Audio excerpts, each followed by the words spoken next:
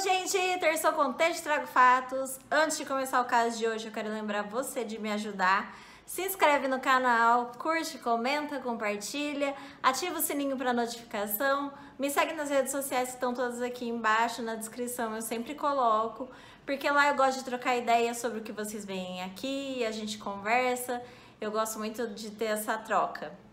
Então, é isso. Dado o recado, vamos pro caso de hoje.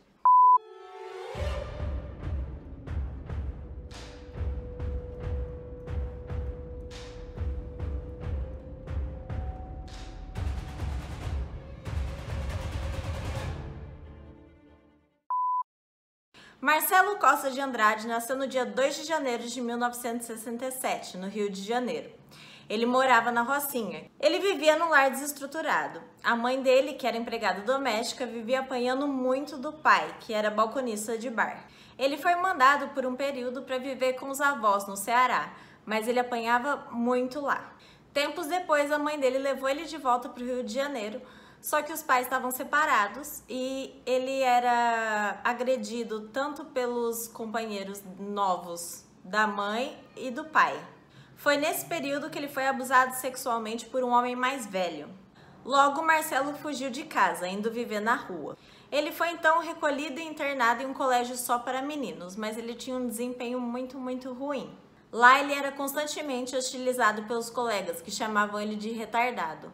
Aos 14 anos, ele foi mandado embora do internato porque esse lugar só acolhia crianças de 6 a 13 anos. Assim que ele saiu do internato, ele voltou para as ruas e começou a se prostituir. Nesse ramo da prostituição, ele era sempre o ativo, até que chegou um cara e convenceu ele a ser o passivo, o que acabou perturbando muito ele. Tanto que nessa época ele tentou cometer suicídio. Tempos depois, ele foi mandado para a Fundação Centro de Atendimento Socioeducativo ao Adolescente, a Fundação Casa. Ele fugiu depois de alguns meses e aí ele conheceu o Antônio Batista Freire, que era um porteiro, e com 16 anos ele foi morar com esse porteiro, que começou a sustentar ele e apresentou ele para a Igreja Universal do Reino de Deus. Mesmo com o sustento do companheiro, Marcelo continuava a se prostituir, até que ele acabou se separando dele e voltando a morar com a família. A partir daí, então, ele começou a ajudar em casa, nos afazeres domésticos e a sustentar. Ele trabalhava no emprego formal como distribuidor de panfletos. Marcelo já frequentava aí nesse momento os cultos há 10 anos. E ele assistia também na TV diariamente. Segundo ele, foi num desses cultos que ele ouviu que crianças, quando morrem, vão para o céu. E acabou sendo a escolha, do futuro assassino. Ele falou que ele não matava adultos porque ele tinha medo dos adultos irem para o inferno. Quando ele não estava vendo as pregações do bispo Edir Macedo, ele estava vendo revistas pornográficas. Ele gostava de ouvir músicas da Xuxa e de outros intérpretes infantis nessa época. A mãe do Marcelo contou depois que ele tinha o estranho hábito de ficar ouvindo uma fita gravada que tinha o irmão dele chorando. Seu primeiro crime ocorreu em abril de 91. Ele estava voltando para casa quando ele viu no caminho um menino vendendo doces. Ele teria oferecido para o menino 3.000 cruzeiros para que o menino ajudasse ele a fazer um ritual religioso católico e levou o menino para um matagal. No matagal, ele tentou fazer sexo com o menino, mas o menino não consentiu. Então, ele começou a atacar o menino com pedras, asfixiou o menino e estuprou ele também.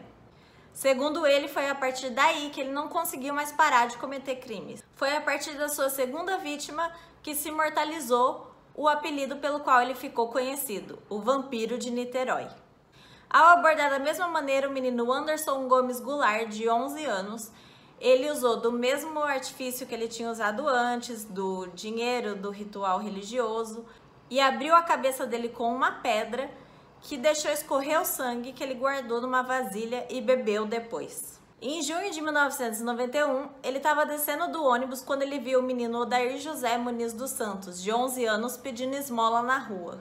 Aí ele convenceu o menino a ir até a casa da tia dele, falando que ele ia dar para o menino 3.000 cruzeiros chegando lá. Mas, ao contrário disso, ele foi com o menino para um campo de futebol.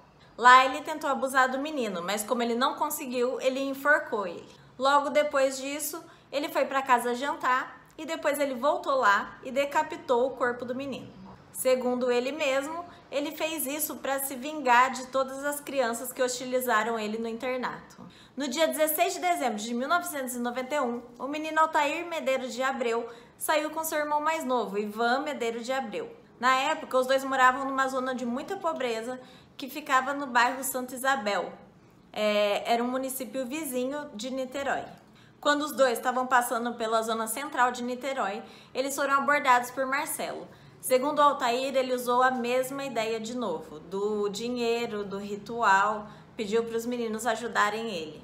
Os três pegaram um ônibus e foram parar numa praia deserta. Nesse momento, Marcelo tentou beijar o Ivan, o menino mais novo.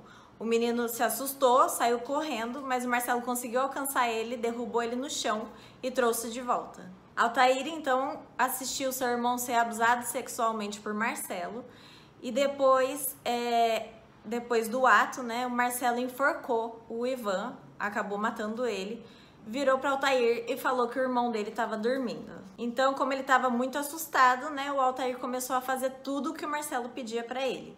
Eles foram juntos até um posto de gasolina, onde o Altair então se limpou e sob os olhos do Marcelo, né, que estavam super atentos ali. Os dois dormiram no matagal e no dia seguinte voltaram para o Rio de Janeiro. Durante o trajeto, segundo depoimentos, o Marcelo se ofereceu para morar com o Altair, que concordou imediatamente. Nos depoimentos depois do crime, o Marcelo disse que deu piedade para o menino porque ele era muito bonzinho e teria aceitado ficar com ele. Na época, o Marcelo trabalhava como distribuidor de panfletos, então, eventualmente, ele teve que ir para o trabalho para buscar os papéis dele, né? E aí, o Altair viu uma chance e escapou, fugiu. Quando o Altair chegou em casa, através de uma carona, ele não falou para ninguém que o irmão dele tinha sido morto. Ele só falou sobre o crime para uma das irmãs mais velhas, uns dias depois. O Marcelo não foi atrás do Altair a hora que ele viu que ele fugiu, e ele também não se preocupou em esconder o corpo do Ivan. Ele só voltou lá uns dias depois para ver se o menino já tinha ido para o céu, porque, né, crianças morriam e iam para o céu. E ele também mudou a posição do corpo, do jeito que estava. Segundo consta, as mãos do menino estavam dentro dos shorts, o que afastou a hipótese inicial de afogamento.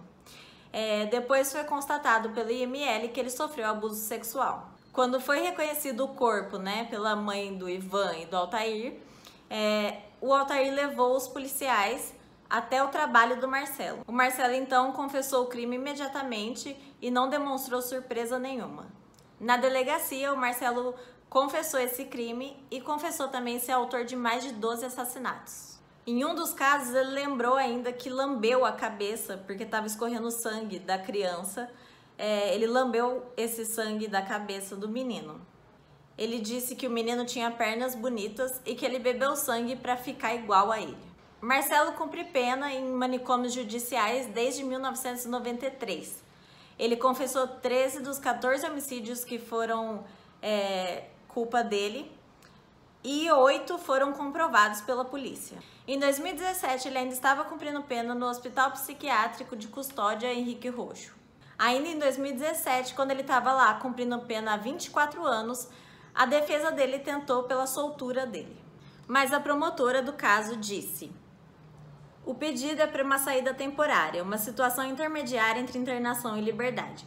Mas ele não tem condições de sair do hospital psiquiátrico. Ele fala com orgulho dos delitos que praticou, não tem consciência de que o que fez é errado. Além disso, a equipe que cuida de sua internação nunca indicou que ele pudesse sair do hospital. A equipe médica o descreveu como portador de doença mental incurável, que não apresenta condições para a construção de um projeto terapêutico. Então é isso, gente. Esse foi o caso de hoje. Espero que vocês tenham gostado. Me fala o que vocês acham, porque eu achei muito bizarro que isso tenha acontecido com tantas crianças e, né, é sempre triste crime envolvendo criança e ainda mais bebendo o sangue das crianças.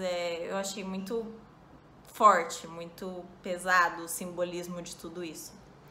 Fora que ele também abusava sexualmente, isso é sempre extremamente triste, pesado, uma coisa que é um assunto que eu não gosto nem de falar sobre, mas como eu achei muito bizarro, eu resolvi trazer pra cá.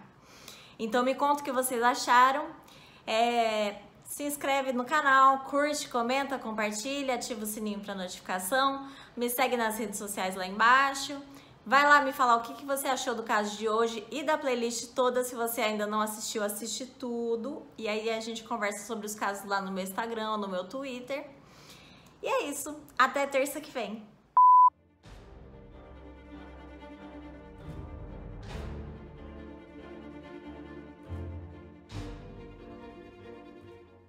Não! Não! Psst. Não!